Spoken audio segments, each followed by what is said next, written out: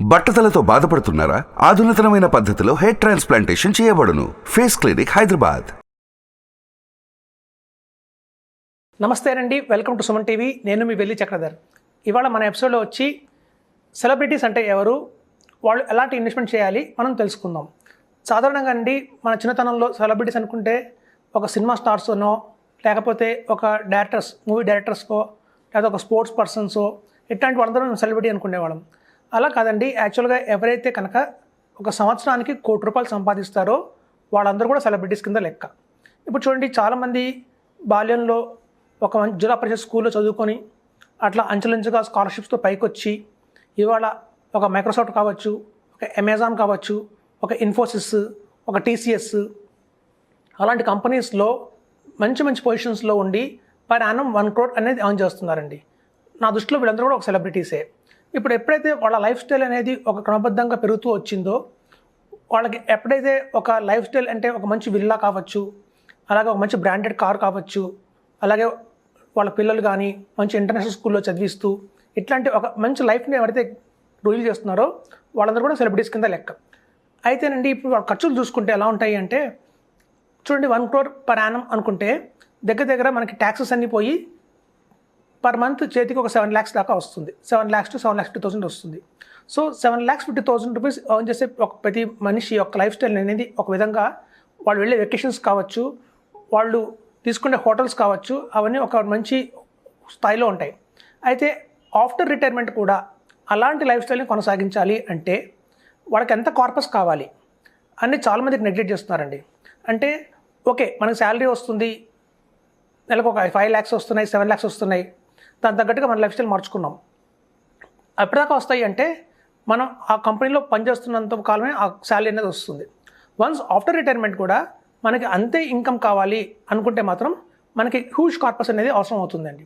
ఇప్పుడు చూడండి, దగ్గర దగ్గర మనకి 15 crores ఉంటే కానీ ఆఫ్టర్ రిటైర్మెంట్ మన వెల్త్ క్రియేట్ అయితే కానీ ఆ 15 crores మీద మనకి పర్ మంత్ వచ్చి 7 lakhs అనేది వస్తుంది. సో మరి 15 crores వెల్త్ క్రియేట్ చేయాలి అంటే మనకున్న ఇన్వెస్ట్మెంట్ ఆప్షన్స్ ఏంటి అని చూస్తే, చాలామంది చూడండి ల్యాండ్స్, లేదా ఒక హై రైజ్ అపార్ట్మెంట్స్లో కొన్ని ఫ్లాట్స్ బుక్ చేయటం, లేదా ఒక విల్లాస్ కొనటం అని చాలామంది చేస్తున్నారండి.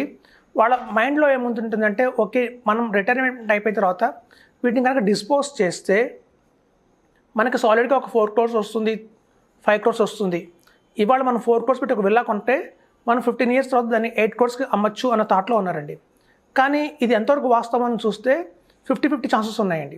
ఎందుకు అంటే, ఎప్పుడైతే మనకి చూడండి ఒక 4 crores పెట్టి మనం ఒక విల్లా కొంటాం ఇవాళ, కానీ ఆ విల్లా మనం 15 years తర్వాత ఫస్ట్ మనం ఉండడానికి ఒక ఇల్లు కావాలి. అప్పటిదాకా అలాంటి విల్లాలో లీడ్ చేస్తూ మనం దాన్ని సేల్ చేయలేం. పోనీ సెకండ్ హౌస్ కోసం సెకండ్ విల్లా ఇంకోటి కొన్నాం అనుకోండి, ఆ రేట్ ఆ టైంకి అంత పెరుగుతుందన్న గ్యారెంటీ లేదు. సో ఆల్టర్నేట్గా మనకున్న ఆప్షన్స్ ఏంటి అంటే, మనం గత ఎపిసోడ్లో చెప్పుకుంటున్నట్టు ఒక పిఎంఎస్ కావచ్చు, అలాగే ఒక ఏఎఫ్ కావచ్చు. ఇప్పుడు చూడండి, మనం పిఎంఎస్ గురించి, ఏఎఫ్ గురించి ఇప్పుడు చాలా ఎపిసోడ్స్ చేసాం. చాలామంది కూడా మనకి కాల్స్ చేస్తున్నారు, వాటిలో ఉన్న క్యాపబిలిటీ అర్థం చేసుకున్నారు, ఇన్వెస్ట్మెంట్ చేయడం కూడా మొదలుపెట్టారు. అయితే ఇప్పుడు చూడండి, అలాంటి ఇన్వెస్ట్మెంట్స్ ఏదైనా తీసుకుని ఏఏఎఫ్ లాంటి ఇన్వెస్ట్మెంట్ కావచ్చు, లేదా పిఎంఎస్ పోర్ట్ఫోలియో మేనేజ్మెంట్ సర్వీసెస్ కావచ్చు, ఇట్లాంటి స్కీమ్లో కనుక మనం లంసమ్గా ఒక 1 crore ఇన్వెస్ట్మెంట్ చేస్తే 15 yearsకి 15 crores అనేది వస్తుందండి. సో 15 yearsకి 15 crores మనకు వచ్చింది అంటే మీకు ఆ టైంలో ఆ 15 crores మనం సిస్టమేటిక్ విత్డ్రాల్ ప్లాన్ లాగా వేయచ్చు, లేదా ఆ 15 crores అందులోనే ఉంచి మనకు కావాల్సిన పార్షియల్ విత్డ్రాల్ లాగా every year 1 crore or 1.5 crore మనం డ్రా చేయొచ్చు. 2 ఆప్షన్స్ మనకు ఉంటాయండి. అయితే ఇక్కడ గమనిస్తే అసలు ఎవరు ఈ మెయింటైన్ చేస్తున్నారు ఈ ఏఎఫ్స్, మనకు నిజంగానే 15 crores వచ్చే ఆప్షన్ అంత వీటిలో అంత పొటెన్షియల్ ఉందా అని చూస్తే, ఇప్పుడు చూడండి స్టాక్ మార్కెట్ ఈక్విటీ అనేది ఒక మంచి ర్యాలీ ఉంది. ప్రతి ఒక్క కంట్రీకి ఒక గోల్డెన్ పీరియడ్ వస్తుందండి. మనం చూసాం గతంలో ఒక చైనా కావచ్చు, 1980sలో యూఎస్ కావచ్చు, ఎప్పుడైతే 1980 నుంచి 2000 దాకా ఎవరైతే ఒక మంచి ర్యాలీ ఎకనామిక్ జరిగిందో అలాంటి ఎకనామిక్ కండిషన్స్ ఇప్పుడు ఇండియాకి వచ్చాయి. సో ఇది ఒక గోల్డెన్ ఎరా అని చెప్పచ్చండి ఇండియాకి. 2020 నుంచి 2040 ఏదైతే ఉందో ఆల్ ఓవర్ సర్వేస్ చెప్పేది ఏంటంటే, ఒక మంచి టైం ఉంది ఇండియాకి, ఒక మంచి ఫేజ్లో నడుస్తుంది. ఇట్లాంటి టైంలో కనుక ఎవరైతే ప్రాపర్గా ఈక్విటీని యూటిలైజ్ చేసుకుంటారో వాళ్ళు కనుక మంచి ఇన్వెస్ట్మెంట్స్ కనుక చేస్తే డెఫినెట్గా 15 crores to 20 crores అనేది మనం తీసుకోవచ్చండి. మనం ఈవెన్ పిఎంఎస్లో 50 lakhs ఇన్వెస్ట్మెంట్ చేసి ఒక 20 years హోల్డ్ చేసినా కూడా మనకి 20 crores వస్తుంది. మనం గత ఎపిసోడ్లో చెప్పుకున్నాం 20 years in 20 crores ఎలా పాసిబుల్ అవుతుందో పిఎంఎస్ ద్వారా. సో ఇక్కడ జరిగేది ఏంటంటేనండి, స్టాక్స్ ప్రతి వాళ్ళకి తెలుసు, ఒక మంచి కనుక పొటెన్షియల్ స్టాక్స్ కనుక మనం హోల్డ్ చేయగలిగితే ఒక లాంగ్ టర్మ్లో మనకి మంచి భవిష్యత్తు అనేది ఉంటుంది. ఇప్పుడు చాలామంది అనేది ఏంటంటే మనం మ్యూచువల్ ఫండ్స్లో వేసుకోవచ్చు కదా, ఎస్ఐపిలో వేసుకోవచ్చు కదా, ఇండెక్స్ ఫండ్లో వేసుకోవచ్చు కదా అని. మనం ఇండెక్స్ ఫండ్స్లో ఎస్ఐపిస్లో వేసుకుంటూ వెళ్తే మనం 15 yearsలో మనం ఎన్ని lakhs పర్ మంత్ ఎస్ఐపి చేసినా కూడా మనకి దగ్గర 4 crores 5 crores of wealth build చేస్తామండి. బియాండ్ దట్ మనం బిల్డ్ చేయలేము.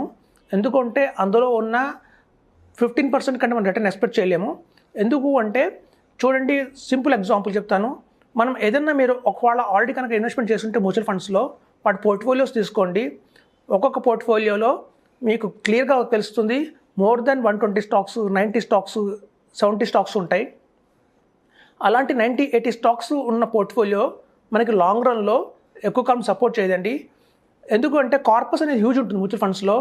10,000 crores ఫండ్ సైజ్ ఎలా పెరుగుతుంటుందంటే 3,000 crores స్టార్ట్ అయ్యి 3,000, 4,000, 5,000. ఎందుకంటే ఎస్ఐపి రూపంలో వస్తుంది, లంసమ్ రూపంలో అందులోకి వస్తుంది. మ్యూచువల్ ఫండ్స్ అనేది అక్రాస్ ఇండియా రన్ అవుతుంది. అందరూ ఈవెన్ 1,000 rupees ఎస్ఐపి వేసే వాళ్ళు కూడా చాలామంది ఉంటారు. మోస్ట్ ఆఫ్ ద పాపులేషన్ ఇండియాలో 5,000 ఎస్ఐపి, 6,000 ఎస్ఐపి వేసే వాళ్ళు ఎక్కువ మంది ఉంటారు. సో అట్లాంటి రిటైల్ పీపుల్ అందరూ ఇన్వెస్ట్మెంట్ చేస్తారు కాబట్టి మ్యూచువల్ ఫండ్స్లో మీకు కార్పస్ అనేది హ్యూజ్ అయిపోతుంది.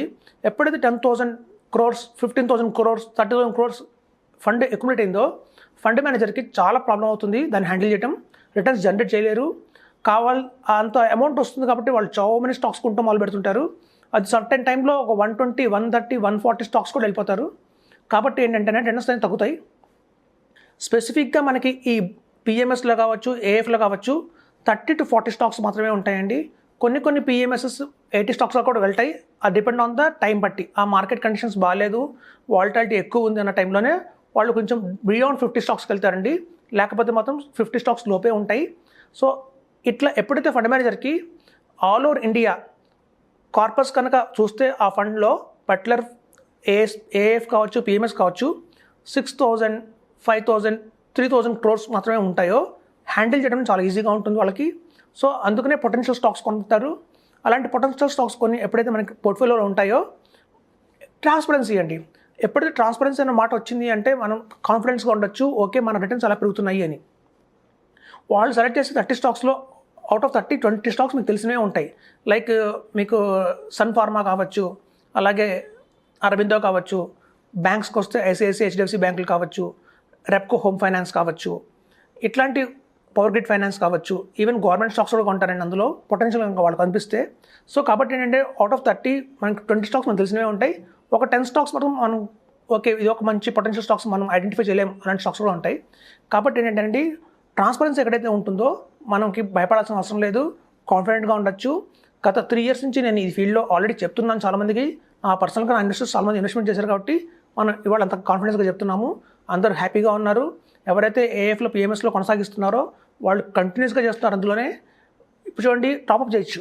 పిఎంఎస్లో ఎలా ఉంటుందంటే మనం ఫస్ట్ 50 lakhs పెట్టి ఇన్వెస్ట్మెంట్ చేస్తాము. నా క్లయింట్స్ చాలామంది చేస్తున్న పని అదే. ఎవరైతే 3 years బ్యాక్ పిఎంఎస్లో ఫస్ట్ 50 lakhs పెట్టి ఇన్వెస్ట్మెంట్ మొదలుపెట్టారో అక్కడి నుంచి ప్రతి ఈ మంత్ ఇన్స్టెడ్ ఆఫ్ ఎస్ఐపి ఒక 50,000 ఎస్ఐపి వేసే కన్నా అందులోనే 50,000 rupees టాప్అప్ చేసుకుంటూ వెళ్తున్నారు.